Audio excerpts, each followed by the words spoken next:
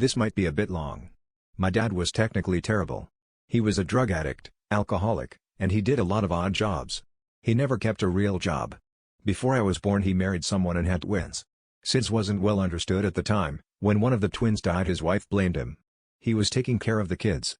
Before that he had an excellent career and great life. They divorced, he lost his job, and then he had me. He had given his daughters up for adoption to his ex-wife's new husband.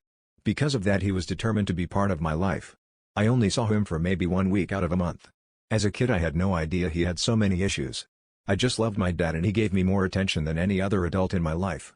He was so diligent about educating me and entertaining me. He died a few years ago. He got throat cancer from smoking, had radiation, suddenly he developed dementia. I was still getting my footing as an adult, married, with a son, and just bought a house. Life was starting to feel overwhelming. I neglected my dad for the family I created. I refused to take responsibility for him. He died about 3 months later. I tried to take him home, but he was always talking negatively about everyone, except me. He never got angry with me. I sent him to one of his friends' houses. He fell in a Walmart parking lot about a month later. He was supposed to stay in the car, but forgot what was going on, got out of the car, fell and cracked his head.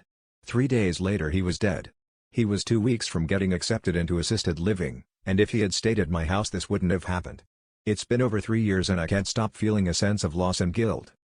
TLDR. My dad was great to me, but flawed. When he needed me I neglected him and he died. I tried, and everyone tries to convince me it's not my fault.